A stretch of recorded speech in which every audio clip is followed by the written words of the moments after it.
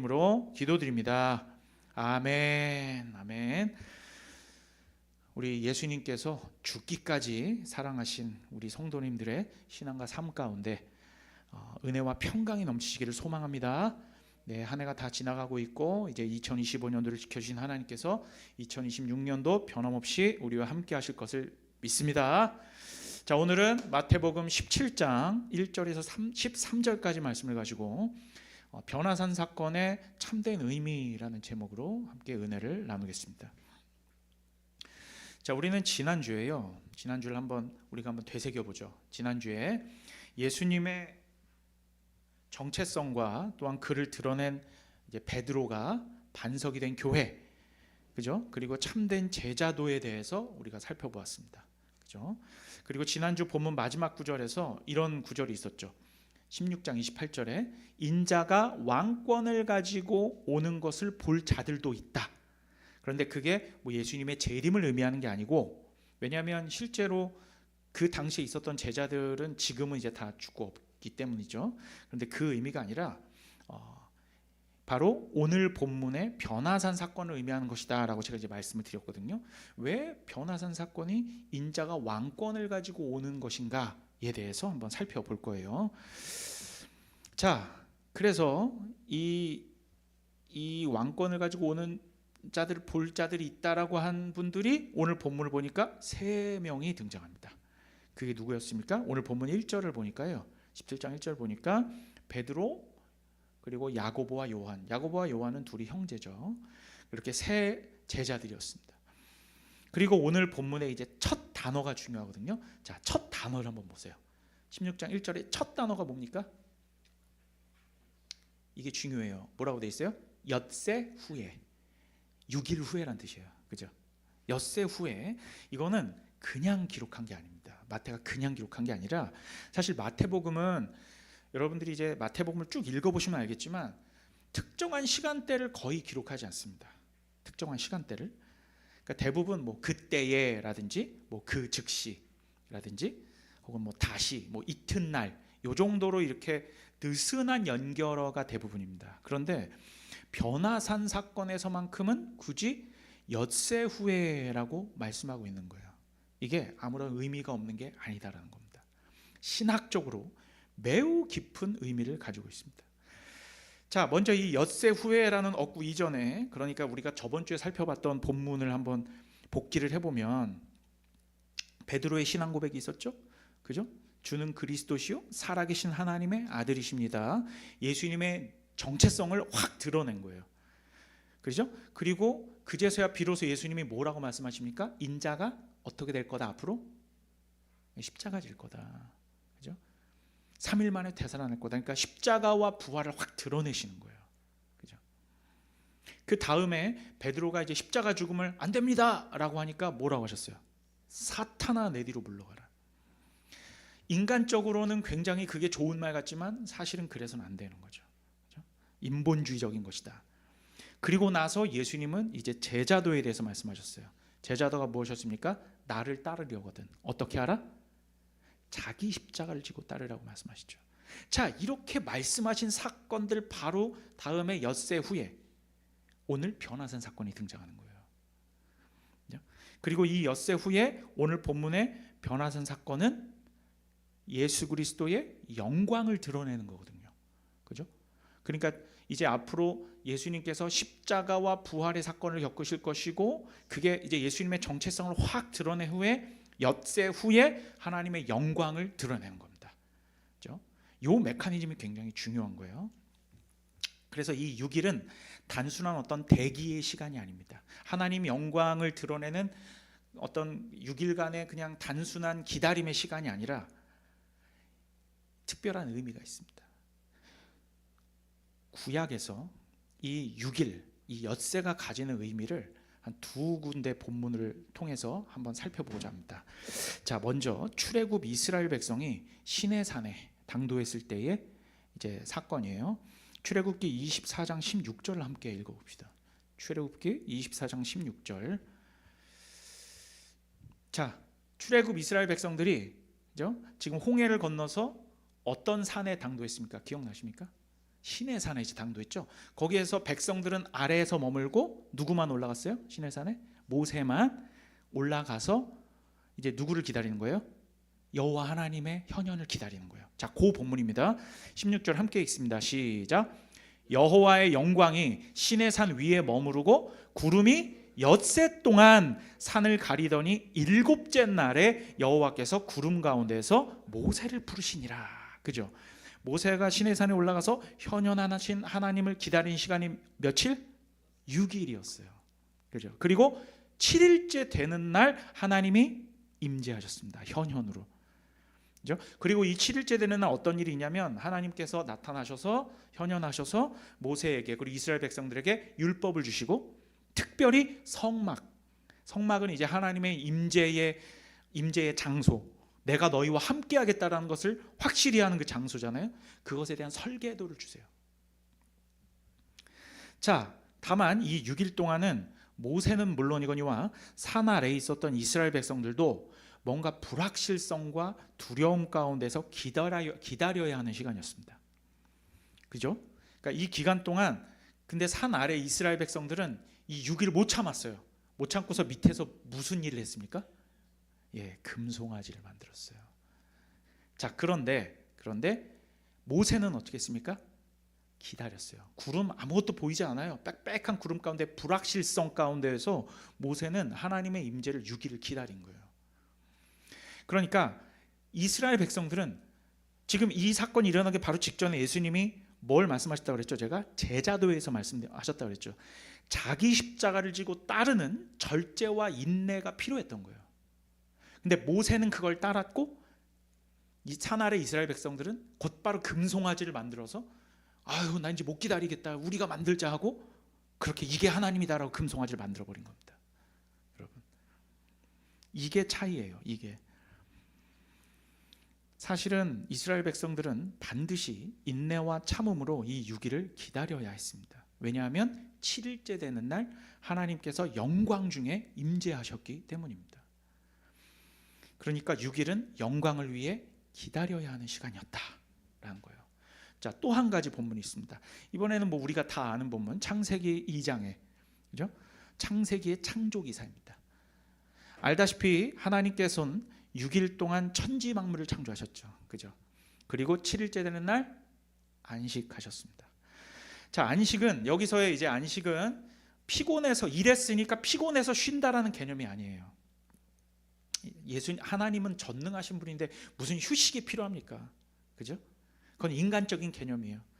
이게 아니라 6일간에 하나님께서 위대한 세상을 창조하신 다음 하나님의 영광으로 가득 차는 날, 그리고 하나님의 영광을 보기 좋았다라고 하면서 그 6일간의 창조가 하나님의 영광으로 드러나는 날, 그게 바로 안식일이에요. 그게 7일째 되는 날입니다. 그러니까 하나님의 영광을 드러내는 날이 7일째 되는 날이라는 겁니다. 그건 모세의 시내산에서도 그랬고 창세기의 기사에서도 마찬가지예요. 그죠? 창세기 2장 1절에서 3절 봅시다. 이렇게 돼 있어요. 천지와 만물이 다 이루어지니라. 하나님이 그가 하시던 일을 일곱째 날에 마치시니 그가 하시던 모든 일을 그치고 일곱째 날에 안식하시니라. 하나님이 그 일곱째 날을 복되게 하사 거룩하게 하셨으니 이는 하나님이 그 창조하시며 만드시던 모든 일을 마치시고 그날에 안식하셨습니다. 이렇게 엿새 후의 일곱째 날을 복되고 거룩한 날로 지정하시면서 안식을 하신 거예요. 그래서 이 7일째 되는 날의 안식이라는 말은 6일간의 창조 질서의 완성을 선언하는 단어라는 거죠. 어떤 신학자는요, 이 안식의 날을 왕이 보좌로 등극하시는 날이라고도 말하기도 합니다. 자, 이렇게 7일째의 영광을 위해선 6일 동안에 뭐가 있어야 돼요? 수고가 있어야 되는 거예요. 기다림, 절제, 수고, 일함, 즉 하나님의 일하심의 시간이 필요했던 거예요. 그게 6일이라는 기간인 겁니다. 자, 이제 오늘 본문으로 와서 보면 지난주 본문에서의 제자들도 마찬가지였어요. 자, 제자들은 충격적인 말을 들었습니다. 어떤 말을 들었습니까? 우리 선생님이 죽으신대, 십자가에 달리신대라는 말을 들었어요. 엄청난 사건이죠. 심지어 이제 참된 제자는 이제 베드로에게 사탄아 물러가라 하신 다음에 참된 제자도는 자기 십자가를 지고 나를 따르라고까지 말씀하셨단 말이에요. 그러니까 이 십자가의 삶이라는 것은 편한 거예요? 재밌는 삶입니까? 세상 사람들처럼 자기 유익을 구하는 삶이에요? 그게 아니죠. 엄청난 수고를 동반해야 하고 그동안 제자들이 그 오실 메시아에 대해서 알았던 것과는 다른 삶이었던 거예요. 자기 십자가를 진다는 것은. 자, 하지만 바로 이 엿새 후에라는 어구를 통하여 이들은 이제 알게 됩니다.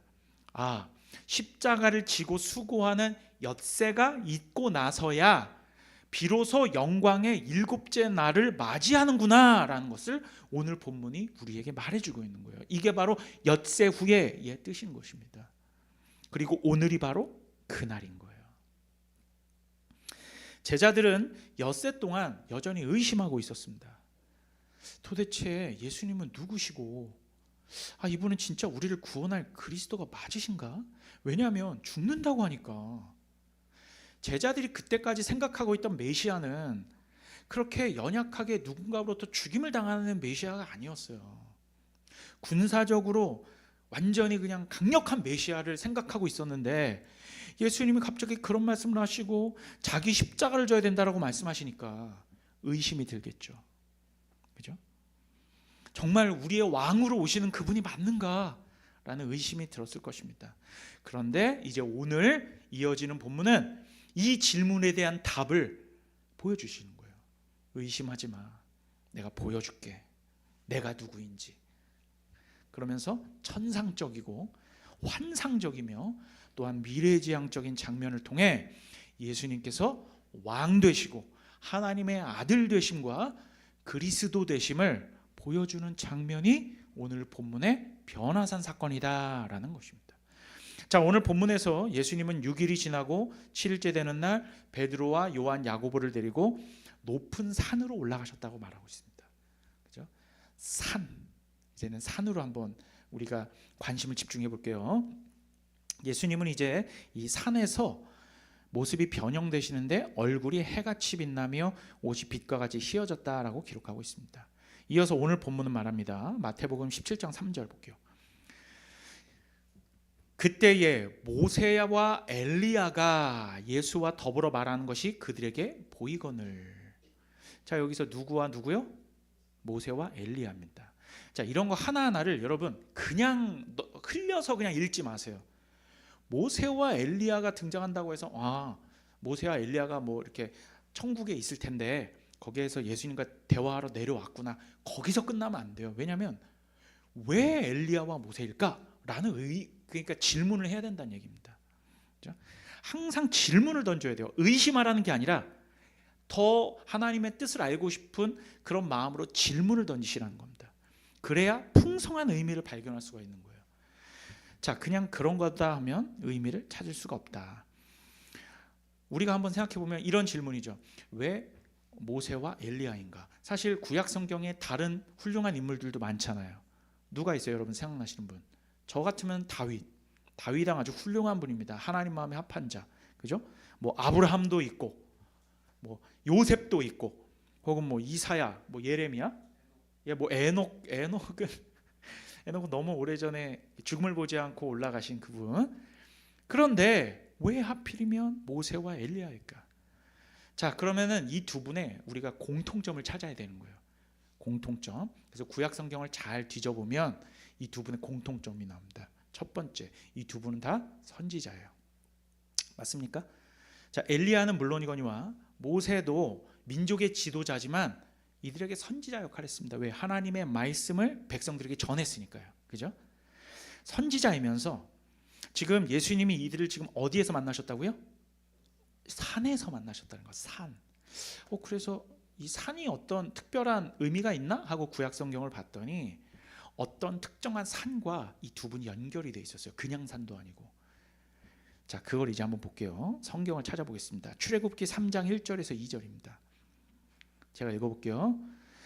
모세가 그의 장인 미디안 제사장 이드로의 양떼를 치더니 그떼를 광야 서쪽으로 인도하여 하나님의 산 호렙의 이름에 여호와의 사자가 떨기나무 가운데로 나오는 불꽃 안에서 그에게 나타나시니라. 그가 보니 떨기나무에 불이 붙었으나 그 떨기나무가 사라지지 아니하는지라. 지금 이 본문이 어떤 본문인지 아실 거예요. 모세를 부르시는 장면입니다. 하나님께서 민족의 지도자로, 이스라엘을 이끌 민족의 지도자로 그 부르시는 그 장면 가운데 있었던 산이 어디라고요? 호렙산이었던 거예요. 자, 열왕기상 19장 8절에서 9절도 봅시다. 이에 일어나 먹고 마시며 그 음식물의 힘을 의지하여 40주 40야를 가서 하나님의 산 호렙에 이르니라. 누구예요 이건? 9절, 엘리야가 그곳 굴에 들어가 거기서 머물렀더니 여호와의 말씀이 그에게 임하여 이르시되 엘리야야 네가 어찌하여 여기 있느냐. 이것도 엘리야를 부르시는 장면이에요. 하나님의 말씀을 가지고 저 아합 왕가를 때려 부수라는 거 아니에요. 저 산당을 때려 부수고, 그죠? 바알과 아세라를 섬기는 목상을 찍어야 될 거 아니냐는 거지. 이 두 분 다 어디에서 여호와 하나님을 만났습니까? 호렙산에서 만난 거예요. 여러분, 그런데 호렙산이 어떤 산입니까? 율법을 받은 신의 산이 호렙산이에요. 여러분, 모세가 부르심을 받고 율법을 받고 엘리야가 하나님 말씀을 받은 그 산이 호렙산입니다. 이 두 분은 호렙으로 연결된 거예요. 이렇게 호렙산에서 하나님을 만났다는 공통점을 가진 두 인물이 지금 산에서 누구를 만나고 계십니까? 예수님을 만나고 계시잖아요. 그럼 예수님이 누구라는 거예요? 예수님이 곧 하나님이시다, 하나님의 아들이시다라는 것을 지금 제자들에게 보여주고 있지 않습니까? 이게 얼마나 큰 본문인지 여러분 아셔야 돼요. 어떻게 보면 복음서에서 굉장히 핵심적인 본문인 거예요. 마가복음도 그렇고요. 여러분, 자, 그러면 이 내용들을 알고 있는 유대인들에게 지금 복음서를 딱 읽어보면, 마태복음은 유대인들을 위한 복음서니까 이 복음서를 딱 읽으면서 예수님이 하나님이신 거야? 지금 이 해답 가운데로 이들을 몰고 가는 거죠. 그렇죠? 출애굽기와 열왕기상에 나타났던 하나님께서 육신을 입으신 현현 그 자체로 이 높은 산에 나타나신 것입니다. 이 자체로 이분께서는 하나님이시며 더 정확하게는 하나님의 아들이라는 것이 드러나는 것이죠. 바로 이전 단락의 본문에서 베드로가 뭐라고 고백했습니까? 주는 그리스도시요 살아계신 하나님의 아들이라는 것이 오늘 변화산 사건에서 드러나는 것입니다. 그 입증되는 순간이죠. 그리고 우리가 하나님의 아들이라고 부르는 호칭을 요한복음은 좀 다른 호칭으로 부르고 있습니다. 세 글자예요. 혹시 아십니까? 독생자라고 말하고 있습니다. 독생자. 특정한 요한복음의 언어예요. 그렇죠? 이 독생자라 혹은 이제 하나님의 아들이라는 것은 우리가 흔히 알고 있는 일반적인 아들로 생각하면 안 됩니다. 인간의 그 배 아파서 낳은 아들, 남자와 여자로 말미암은 배 아파서 낳은 그런 아들이 아니에요. 이 아들은 독특한 아들이라는 뜻입니다. 독생자는 헬라어로 하면 휘오스, 모노게네스라는 겁니다. 휘오스는 아들, 손이라는 뜻이고, 모노게네스는 나는 스스로 있는 자니라 라고 할 때 그 헬라어 버전이 모노게네스예요. I am who I am. 그렇죠? 홀로 존재하는 독보적인 아들, 이게 바로 휘오스 모노게네스, 그리고 독생자의 의미입니다. 그러니까 이건 사실 삼위일체 교리와도 그대로 연결된 겁니다. 이 독생자가 바로 이 독생자가 하나님이시다라는 것을 드러내는 거니까요. 그러니까 지금 하나님 자신께서 그러니까 현현이 무슨 뜻이냐면 시공간에서 드러나는 방식으로, 즉 눈과 귀, 우리의 이 감각으로 체험할 수 있는 방식으로 우리 앞에 나타나시고 임재하시는, 그걸 현현이라고 하는 거거든요. 그렇죠? 자, 그렇게 나타나시는 것, 오감으로 경험되는 하나님으로 나타나신 것입니다. 그런데 하나님의 현현은 언제나 영광 중에 임하실 수밖에 없어요. 영광 중에. 왜냐하면 하나님 자신이 영광 자체이시기 때문입니다. 오늘 말씀 17장 5절 보겠습니다. 말할 때에 호련히 빛난 구름이 그들을 덮으며 구름 속에서 소리가 나서 이르되 이는 내 사랑하는 아들이요 내 기뻐하는 자니 너희는 그의 말을 들으라 하는지라. 그러니까 복음서는요 이렇게 그냥 아무런 논리 없이 그냥 막 기록된 게 아니라는 거예요. 바로 이전 단락에서 예수님이 누구신지 드러내고, 심지어 베드로는 사실은 그가 깨달아서 한 말이 아니라 하나님께서 그에게 그 고백을 하게 하셨다고 예수님이 말씀하셨죠. 그러면서 예수님은 하나님의 아들이십니다 라는 것을 고백한 다음에 실제로 하나님께서 하늘로부터 이는 내 사랑하는 아들이요 기뻐하는 자다 라고 증거하시는 방식으로 예수님이 누구신지 드러내시는 겁니다.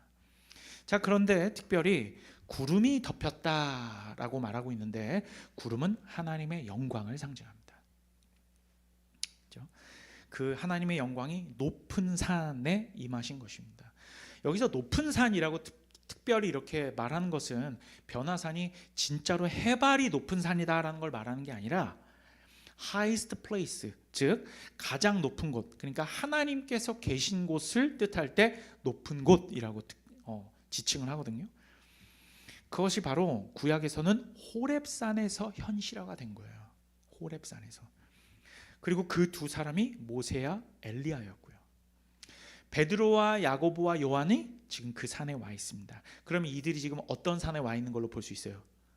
호렙산에 와 있는 걸로 볼 수 있습니다. 그러니까 진짜 지금 변화산이 호렙산이다가 아니라 의미상, 상징적으로 그 의미상 지금 이들이 하나님의 임재의 상징인 호렙산에 이 세 제자가 와 있다라는 것입니다. 그러면 이 세 제자, 베드로를 지금 반석이라고 부르시면서 지금 너 위에, 네 반석 위에 뭘 세우리라고 말씀하셨어요? 예수님이 교회를 세운다고. 지금 하나님의 교회가 하나님의 산 호렙에 와 있는 겁니다. 이게 정말 소름 끼치는 일이죠. 그리고 하나님의 임재가 정말 영광 중에 그득한 그 구름 가운데에 하나님 교회의 상징인 이 세 제자, 나중에 사도가 되는 베드로, 야고보, 요한이 함께 있는 겁니다. 여러분, 그러니까 우리가 지금 이 변화산에 와 있는 거예요. 그러니까 우리는 그냥 예수님이 아름다운 모습으로 변하셔서 변화산이라고만 알고 있었지만, 사실 엘리야와 모세를 등장시킴으로써 이 산이 호렙산이라는 것을 말하고 있는 것이죠. 그렇죠? 이렇게 아버지께서 아들을 계시하심으로써 예수님이 하나님의 아들, 하나님의 현현이라는 것을 교회에게 선포하고 있는 것입니다. 오늘 본문 가운데 보여주고 있는 이런 영광의 모습은 사실은 원형은 아니에요. 전부를 보여주신 것은 아닙니다. 이건 모형과 같은 것이죠. 마태복음 전체에서 말하고 있는 이스라엘뿐만 아니라 만유의 왕되심에 대한 해답을 주시고 바로 이제 그 산에서 내려오시는 거예요. 그죠? 자, 그리고 나서 이 변화산에서 내려오셔서 앞으로 어떤 일이 펼쳐집니까? 우리가 알다시피 예수님은 십자가를 지시게 될 거예요. 십자가를 지실 뿐만 아니라 부활 이후 예수님의 영광스러운 모습이 본격적으로 나타나실 것입니다. 그리고 그 전까지는 지금 이 십자가와 부활을 잘 이해하고 있지 못한 제자들에게 때가 되기 전까진 조용히 할 것을, 우리가 지난주 본문에서도 그랬잖아요. 예수님의 전체 정체성을 확 드러낸 베드로에게 이것을 막 알리라고 했어요? 아니죠. 아무에게도 알리지 말라. 오늘 본문도 마찬가지입니다. 9절을 보시죠. 17장 9절입니다. 함께 읽겠습니다. 시작. 그들이 산에서 내려올 때에 예수께서 명하여 이르시되 인자가 죽은 자 가운데서 살아나기 전에는 본 것을 아무에게도 이르지 말라 하시니. 그죠? 하지만 예수님께서는 이제 얼마 지나지 않아 십자가와 부활을 성취하시고 나서 오늘 변화산 사건에서와 같이 하나님의 영광, 즉 구름 속에 가리워져서요 실제로 승천하실 것임을 암시하는 본문이 오늘 본문이기도 합니다. 실제로 사도행전을 보면 그 일이 일어났음을 성경은 기록하고 있습니다. 사도행전 1장 9절도 볼게요. 이렇게 되어 있습니다. 이 말씀을 마치시고 그들이 보는데 올려져 가시니 어떻게? 구름이 그를 가리어 보이지 않게 하더라. 오늘 본문과 마찬가지죠. 구름이 빽빽한 구름이 가려져서, 그죠? 하나님의 영광이 드러나는 것과 같이 이제 사도행전 본문 예수님께서 승천하실 때도 구름이 가리워져서 보이지 않게 되더라. 영광 속에서 사라지신 거예요. 이 시공간을 떠나십니다. 그리고 하나님의 보좌 우편에 앉아 계신 거예요. 그래서 하나님 계신 그곳은 뭐 우주 어딘가에 계신 것도 아닙니다. 시공간을 떠나신 거예요. 시간의 제약도 받지 않으시고 공간의 제약도 받지 않으시는, 과거와 현재와 미래가 한 점으로 수렴하는 그런 하나님의 영원의 시간으로 가신 거예요.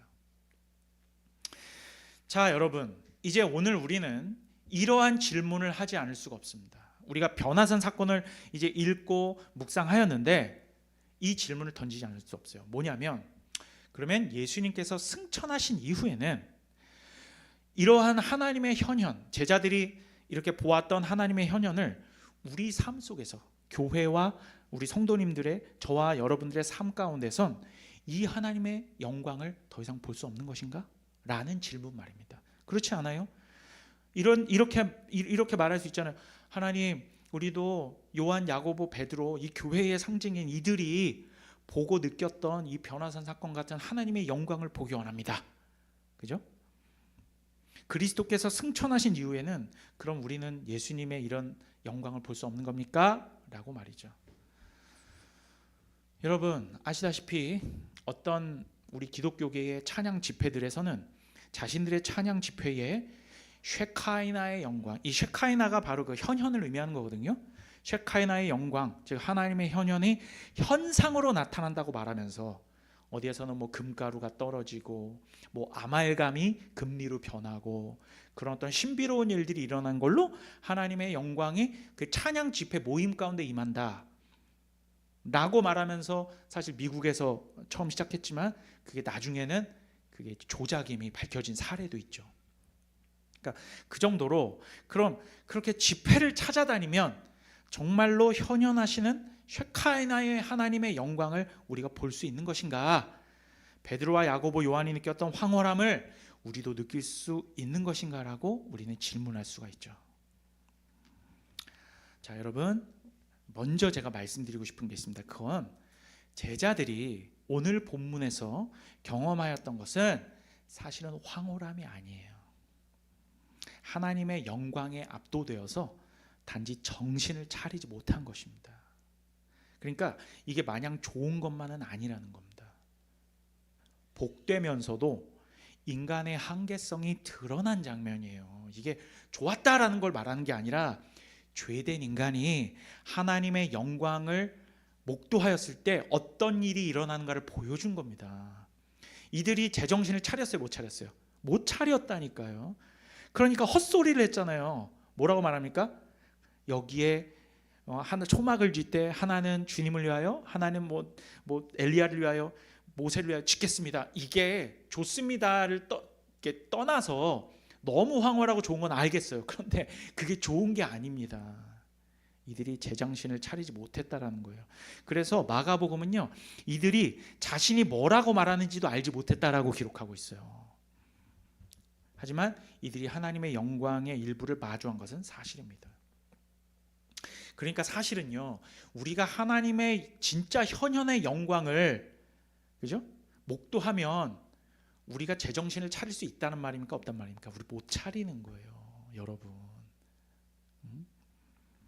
그래서 시간이 지나서 이 진리를 깨달은 제자들이요, 사도가 되잖아요. 근데 이분들이 또 이런 영광을 구했습니까? 쉐카이나의 영광을 내게도, 그때 우리가 변화산에서 봤던 그걸 내려달라고 베드로는 기도하지 않았고 요한은 그런 걸 요구하지 않았어요, 여러분. 따라서 우리가 우리의 신앙 가운데서 하나님의 영광을 경험하는 것은 다른 방식으로 취해져야 합니다. 그래서 우리가 추구해야 되는 것은 이런 찬양 집회들을 쫓아다니면서 마치 최면에 걸린 사람들처럼 무슨 환타지를 뭐 이렇게 추구하는 것이 아니라, 여기가 중요해요. 진리를 깨닫기 위하여 말씀 되신 그리스도 안에 있는 하나님의 계시의 영광, 즉 복음을, 자, 예수님께서 지금 자신의 정체성을 드러낸 그 내용이 뭐였어요? 십자가와 부활이었잖아요. 그죠? 엄밀히 말하면 그게 하나님을 영화롭게 하는 거예요. 그게 예수님을 영광스럽게 만드는 거예요. 십자가와 부활, 그걸 두 글자로 복음이라고 하는 겁니다. 이 복음 그 자체를 우리가 추구해야 되는 게 하나님의 영광을 드러내는 거예요. 그래서 복음, 즉 십자가와 부활은 예수 그리스도의 영광의 정점이기 때문입니다. 그렇게 우리 또한 복음의 삶을 추구하는 거거든요. 자, 그런데 우리가 예수님께서 드러내신 그 복음의 삶을 추구한다라는 것을 예수님께서는 지난 본문에서 뭐라고 말씀하셨습니까? 지난 본문에서 제자도잖아요. 그게 자기 십자가를 지고 나를 따르는 삶. 여러분, 그러한 삶을 추구하다 보면 변화산에서 사도들에게 비추었던 그 영광의 빛이 우리 마음 가운데 비춰지는 것입니다. 이것이 바로 하나님의 영광을 보는, 그렇게 보게 되는 우리 삶의 태도인 것이에요. 이 논리는 저의 논리가 아니거든요. 이건 사도 바울이 말하고 있는 것입니다. 자, 고린도 후서 말씀 한번 찾아볼게요. 고린도 후서 4장 4절에서 6절 말씀입니다. 고린도 후서 4장 4절에서 6절 우리가 함께 읽겠습니다. 자신지 알고 시작. 그 중에 이 세상의 신이 믿지 아니하는 자들의 마음을 혼미하게 하여 그리스도의 영광의 복음의 광채가 비치지 못하게 하미니 그리스도는 하나님의 형상이니라. 우리는 우리를 전파하는 것이 아니라 오직 그리스도 예수의 주 되신 것과 또 예수를 위하여 우리가 너희의 종된 것을 전파함이라. 어두운 데에 빛이 비치라 말씀하셨던 그 하나님께서 예수 그리스도의 얼굴에 있는 하나님의 영광을 아는 빛을 우리 마음에 비추셨느니라. 여러분, 이게 바로 복음의 빛이 우리 가운데 비춰지는 거예요. 오늘 변화산 사건에서 비추었던 그 영광의 빛은 모형으로서의 빛이고, 진짜 하나님 영광의 빛은 십자가와 부활이라는 그 복음의 삶을 살아내는 자들에게 하나님께서 예수 그리스도 얼굴에 있는 하나님의 영광을 아는 빛을 우리 마음 가운데 비춰주시는 거예요. 여러분, 그래서 오늘 본문에서 하나님의 산 호렙, 그죠?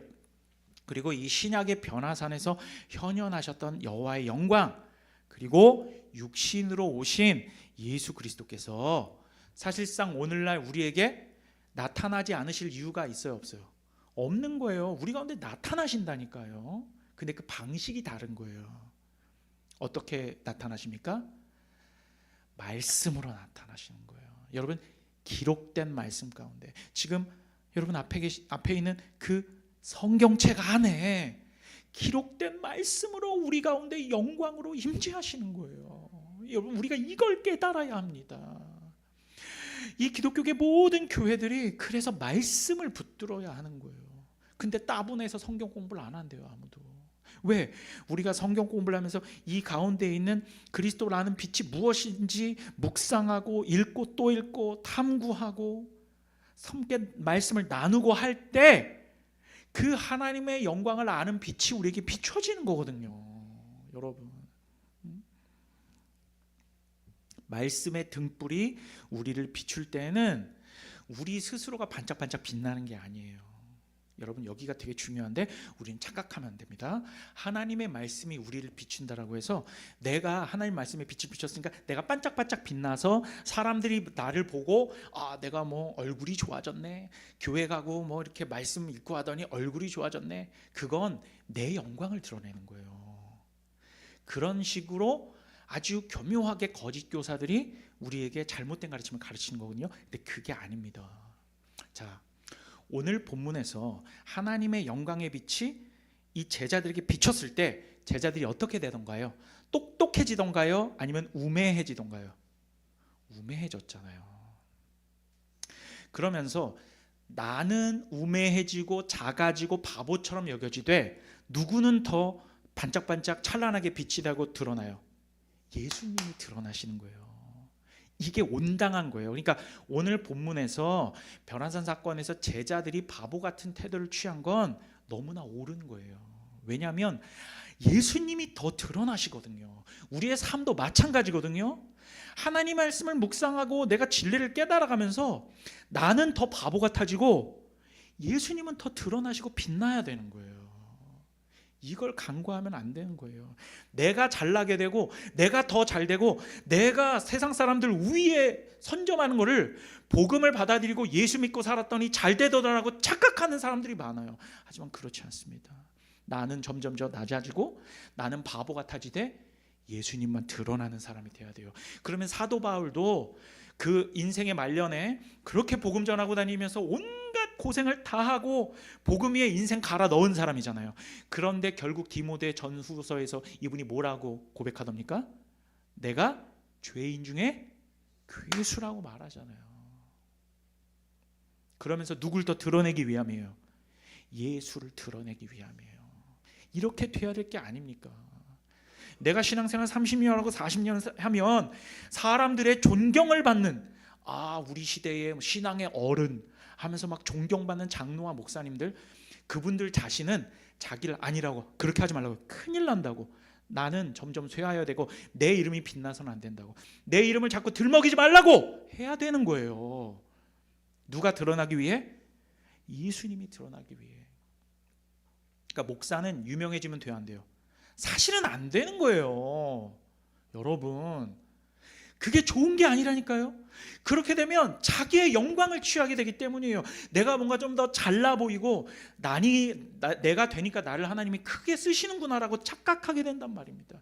하지만 진짜 주님의 종들은 내 이름이 있는지 없는지 죽어줘야 돼요. 사람들에게서 내 이름을 지워버려야 된다는 겁니다.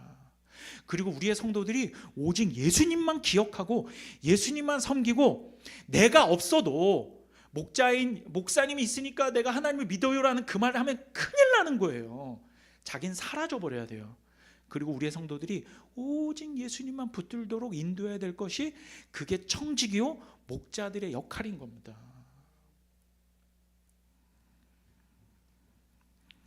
자, 그렇게 진리의 말씀은 우리의 부족함과 우매함이 드러나는 반면 하나님의 영광은 더욱 찬란하게 드러나는 방식으로 주의 현현을 경험하는 것입니다.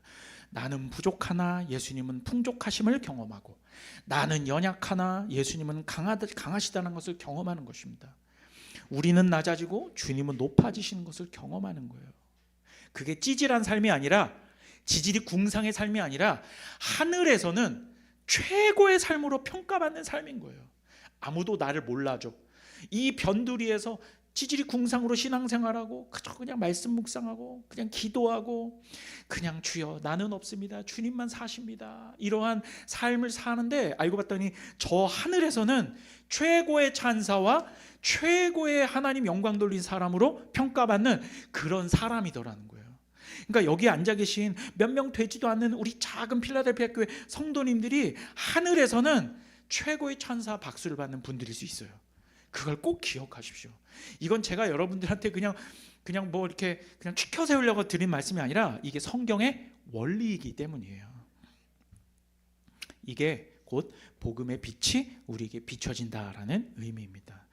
우리는 복음을 들었고 그 복음을 믿음으로써 의롭다함을 얻었기 때문에 어두움에서 빛으로 옮겨진 사람들이 되었습니다. 따라서 우리는 기록된 말씀으로 하나님 영광의 현현을 얼마든지 경험할 수 있는 것입니다.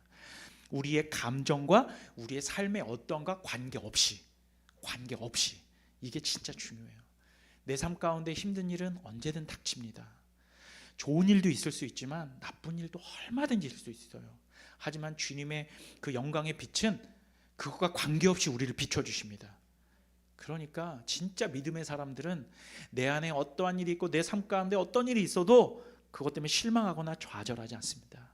하나님이 이거 언젠가 해결해 주실 거야, 가볍게 넘겨요. 세상 사람들은 큰일 난 일이라고 아이고 이러는데, 주님의 사람들은 그래 뭐 이런 일이 닥칠 수 있지 뭐, 넘겨요. 왜냐하면 내가 기고만장해서가 아니라 하나님을 믿기 때문이에요. 이러한 우리의 정체성을 베드로는 이렇게 말하고 있습니다. 베드로전서 2장 9절에서 10절입니다. 그러나 너희는 택하신 족속이요 왕같은 제사장들이요 거룩한 나라요 그의 소유된 백성이니 이는 너희를 어두운 데서 불러내어 그의 기이한 빛에 들어가게 하신 이의 아름다운 덕을 선포하게 하려 하심이라. 너희가 전에는 백성이 아니더니 이제는 하나님의 백성이요 전에는 긍휼을 얻지 못하였더니 이제는 긍휼을 얻은 자니라. 아멘이죠. 말씀을 마치겠습니다. 2000년 전 이 땅 가운데 오신 예수 그리스도께서는 살아계신 하나님의 현현 그 자체셨습니다. 또한 하나님 영광의 본체시죠. 하지만 예수님을 육신의 눈으로 볼 수 없는 오늘날 우리에게는 이 영광의 본체가 책으로 기록된 말씀 속에서 계시되셨습니다. 말씀 안에서 우리는 하나님의 영광을 보게 됩니다. 마태복음이 이 변화산 사건을 통해 우리에게 말하고자 하는 것은 하나님의 아들이시며 영광의 본체이신 그리스도께서 세상의 복음을 선포하셨고, 이 복음은 십자가와 부활로 성취되었기 때문에 하나님 백성들 각자의 삶 속에서 이 십자가와 부활의 의미를 성경을 통하여 살펴보고 성령께서 깨닫게 하심을 경험하는 바로 그것이, 말씀과 성령을 통해 깨달아 우리 안에 비춰진 그 빛으로 내 마음에 비춰지는 그것이 오늘 본문 변화산 사건에서 영광의 광채를 본 그 세 명의 사도들이 경험한 바로 그것이더라라는 것입니다. 오늘 말씀 이제 마지막 17장 10절을 보면요, 제자들이 이렇게 말하죠. 서기관들을 비롯한 사람들이 계속해서 엘리야가 와야 한다라고 해결된다라고 말하는데 어떻게 된 겁니까? 예수님 그랬더니, 근데 이렇게 엘리야가 와야 된다라고 말했던 것은, 사람들이 서기관들이 말했던 것은 아마도 그 우리가 열왕기 상하에서 볼 수 있듯이 엘리야가 갈멜산에서 그 바알 선지자들 450명을 불로 다 태워 죽였잖아요. 그건 굉장히 시각적이고 익사이팅한 겁니다. 굉장히 막 영화 같잖아요. 확 하늘로부터 불이 내려와서 그 이방 선지자들 쫙 태워 죽이는 거, 그런 속 시원한 일이 그들에게 일어나길 바랬던 것이죠. 하지만 예수님께서 말씀하신 엘리야는 그 엘리야가 아니었어요. 사실은 그렇게 갈멜산에서 바알 선지자들 멸하던 엘리야가 아니라 이세벨로 말미암아 로뎀나무 아래서 절망 가운데 있던 엘리야였던 거예요. 그죠? 그리고 호렙산에서 하나님을 만난 엘리야였던 겁니다. 그 엘리야는 이제 예수님 시대로 와서는 오늘 본문을 보니까 사실은 엘리야가 누구였어요? 맨 마지막 구절에 세례 요한이었던 거예요. 세례 요한이 그렇게 때려 부시는 형태로 그렇게 복음을 선포하던가요? 아니었죠. 죄사함과 회개의 세례를 베풀었고요. 그러다가 어떻게 죽었습니까? 나중에 헤롯에게 목 잘려 죽었어요. 순교한 겁니다, 여러분. 자, 그렇게 세례 요한처럼 우리 주 예수 그리스도께서도 고난과 멸시의 십자가 이후 그 사망과 죽음의 권세를 이기시고 부활하심으로써 변화산에서 일부 보여주셨던 하나님의 영광을 온전히 드러내신 것입니다. 그러한 방식으로 우리 또한 우리의 삶 가운데에서 하나님의 영광을 드러내는 겁니다. 그런 희생과, 그죠? 그런 자기 비움과 자기 십자가를 지는 방식으로, 그리고 기록된 말씀을 통하여 예수 그리스도의 영광의 빛을 우리 마음에 비추는 방식으로 오늘 변화산 사건에서 그 하나님의 영광을 경험하고 드러낼 수 있는 것입니다. 이와 같이 우리 필라델피아 교회 모든 성도님들의 삶 가운데 주님의 기록된 말씀을 통하여 성경을 읽고 또 읽고 공부하고 묵상하고 교리 배우고, 그게 아무런 의미가 없는 게 아니라, 제가 왜 그걸 이 작은 교회에서 계속 하냐면 그게 사람의 생명을 살리고 사람을 천국의 문으로 인도할 수 있기 때문이에요. 여러 교회의 프로그램들이나 이런 것들도 물론 관련성은 있지만 핵심 코어가 아니에요. 진짜는 기록된 성경 말씀을 부지런히 배우고 드러내고 복음을 선포하고 가르치고 우리 성도님들께 말씀으로 계속 선포하면서 성도님들로 하여금 이 말씀을 묵상케 하고, 아, 내가 성경을 읽어야겠구나, 그렇게 하나님의 말씀을 끌어와 내 삶 가운데서 그걸 읽게 만드는 것, 그것이 교회가 해야 될 일인 거예요. 제가 그래서 다른 프로그램들 안 하고 계속 이것을 여러분들에게 가르치고 또 가르치고 선포하는 것입니다. 이해해 주시기 바라요. 이게 우리가 살 길입니다. 이게 우리가 살 길이에요. 말씀만 붙든 건 바로 이것입니다. 그리고 나서야 우리 교회가 나중에 이제 다른 교회들처럼 해야 될 것을 해야 되는 것이에요. 그건 그 다음에 해야 될 겁니다. 여러분들 이해해 주시리라 믿어요. 그렇게 우리가 성경 읽고 묵상하고 기도와 찬양을 올려드림으로써 그 영광의 빛을 우리 삶 가운데 비추시기를 주님의 이름으로 간절히 축원드립니다. 기도하겠습니다. 거룩하신